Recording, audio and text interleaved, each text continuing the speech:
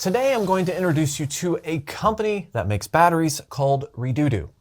It may be pronounced Redodo, but saying Redodo is way more fun. Also, I'm going to tell you a little story about something I learned about circuit breakers firsthand, and then I'm going to officially install this into my little DIY power setup I have at home.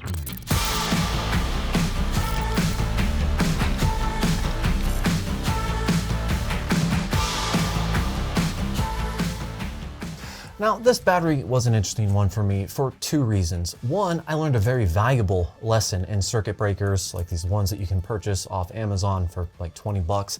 Learned a very valuable lesson from them. And also two, I was kind of worried about the battery. And yes, they did send this to me for free. However, that does not affect what I have to say about them. Now, you may have seen this before. I actually installed this on my other batteries in a different video, and I had more than one person tell me they can catch on fire.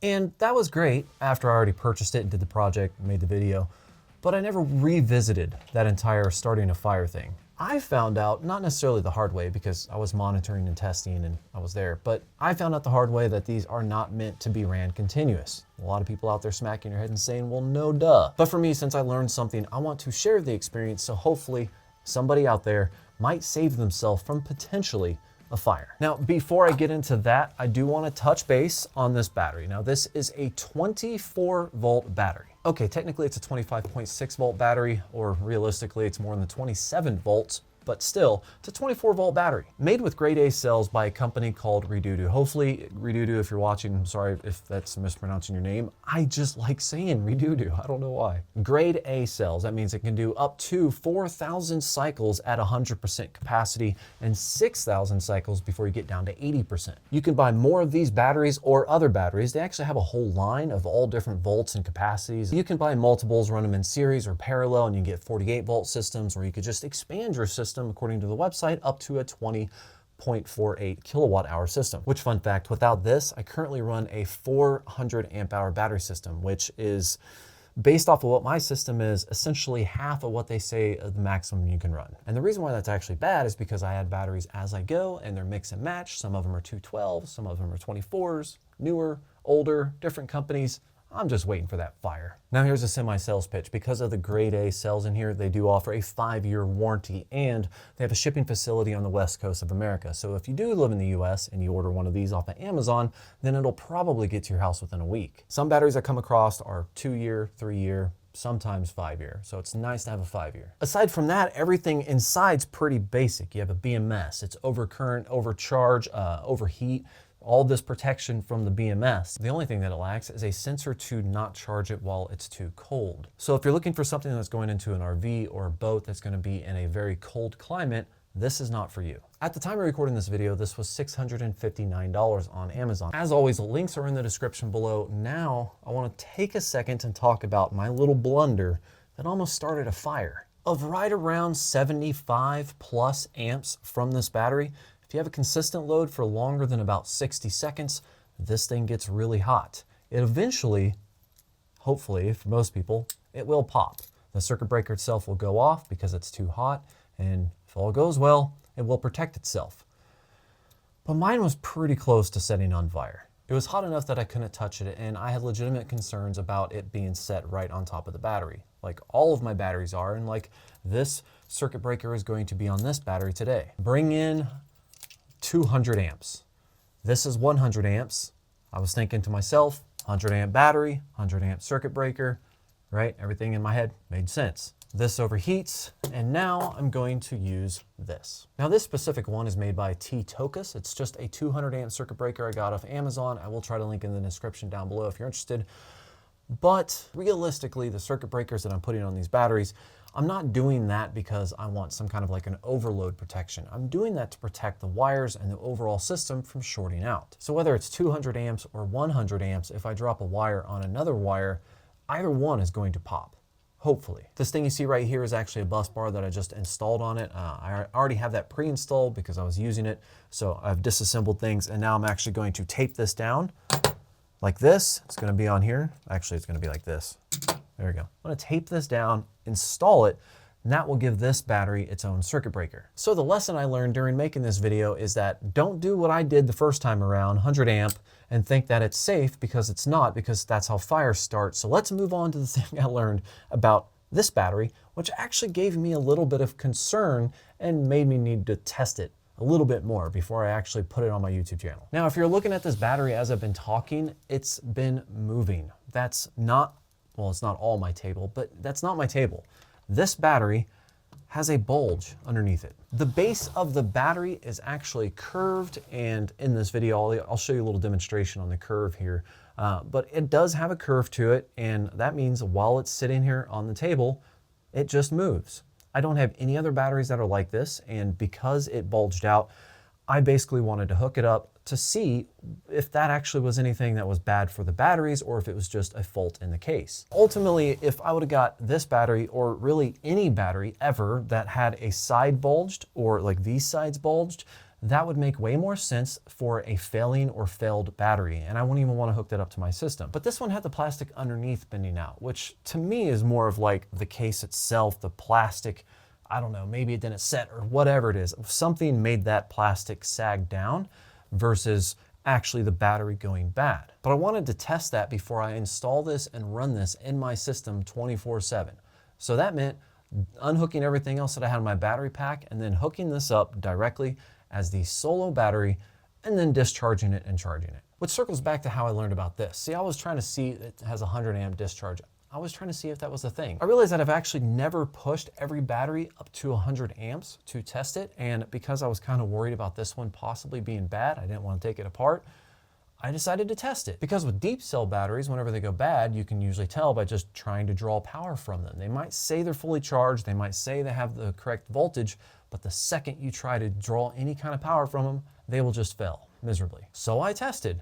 I was actually able to get up to 130 amps with this, believe it or not for very long, but with this, got up to 130 amps, tested the cutoff voltage, and then I just continued to test at 100 to 105 amps for about 60 seconds, give or take, and then this thing popped. I reset it.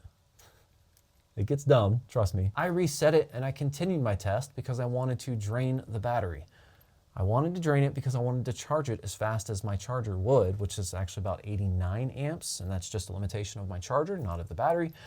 But I wanted to drain it and charge it, and then this thing popped again, and then I touched it underneath, and then I realized it was basically on fire. Bear in mind that the rest of my batteries still, today, have this on here. The thing is, I have 4 100 amp cells of battery. That means I can put out a total of 400 amps worth of current. I have a 6,000 watt inverter, which means total I should only be able to draw roughly about 250 amps on my 24 volt system. So if all of my batteries are online and I'm pushing my inverter to its max, I should only have about 62 to 65 amps per battery being drawn.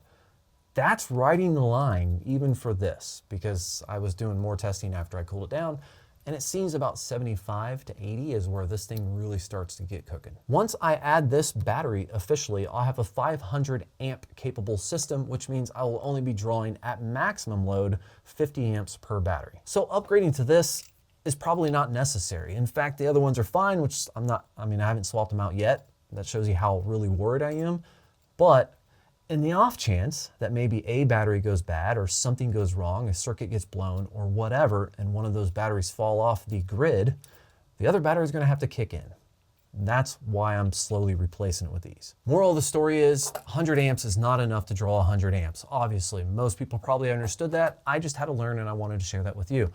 Second thing, this thing, I think the bottom plastic itself, for whatever reason, is just not as strong. Maybe it wasn't constructed right. Maybe it was picked up wrong or set somewhere wrong. I have no idea. I don't know why something like this would happen shy of a battery being bad. The only thing that I know is that I hooked this solo up to my system and drained it. I didn't do super accurate capacity. I just basically ran the thing that I have for AC, which is post the inverter, which means I only got about 22 to 2300 watt hours. A lot of that's going to be wasted through the inverter though, so this was close enough for me to not really test it any further. I discharged it at or above 100 amps. I was able to charge it a little over 80 amps.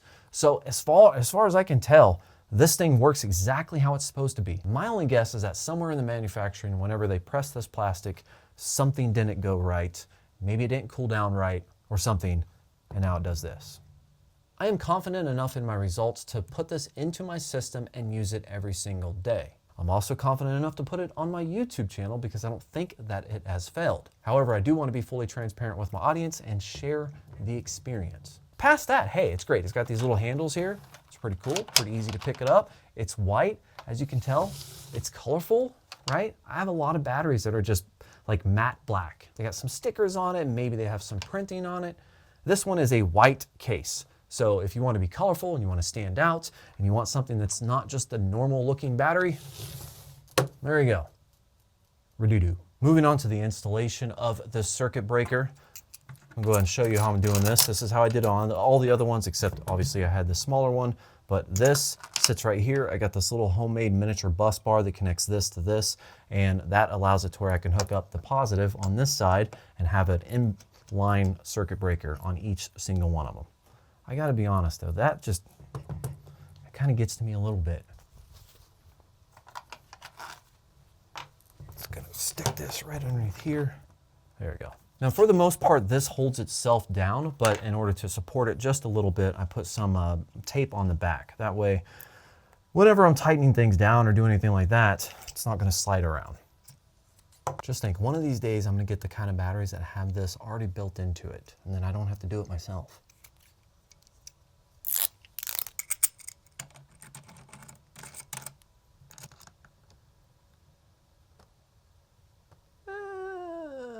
Close enough. And there you have it. Just like that, I now have my own built-in inline circuit breaker, this time 200 amps, so it won't overheat. Now, I did this to all my other batteries, which means I have to take this off, rip off that double-sided glue, and swap it out with the other ones that I have, because, you know, it's better to not have a fire than to have a fire.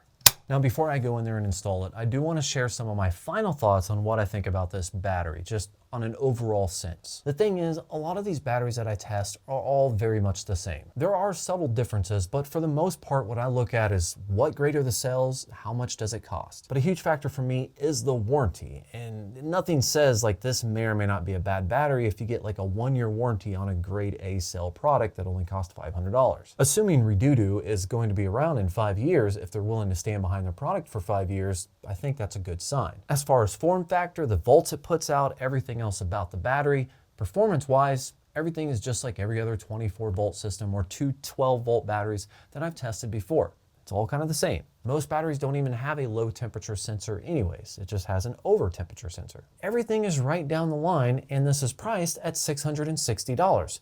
I think it's probably maybe $10 higher because I usually see them for $649. So for price, depending on the day, it's right there at the line, but maybe just a little bit higher than others. But with grade A cells and a 5-year warranty, maybe the few extra dollars actually make sense. But I can't ignore the wobbling thing. I put the thing underneath it, so it's not doing it now. I can't ignore that. I had to tell you about it, and it's something that worried me because I didn't want to plug this into my system and had it pretty much eat my other batteries alive and potentially cause a fire. However, I do doubt that every single battery they have has an issue at the bottom. So as long as it doesn't catch on fire, I'm happy. So now let's go ahead and install this into my Powerwall. Since I'm in here, I should probably redo that. That's the old one. That'd be the perfect one to do first. So now I'm just gonna slide this in. Right there.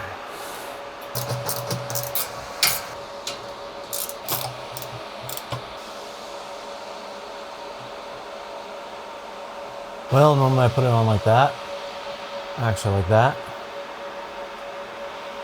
But I forgot. Just kidding, it's an easy fix. Look at that. See?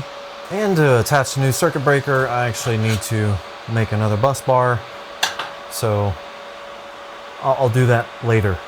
If you guys have any questions or want to check out this battery, again, links will be in the description down below. As always, thank you for watching, like and subscribe, and have yourself a great day.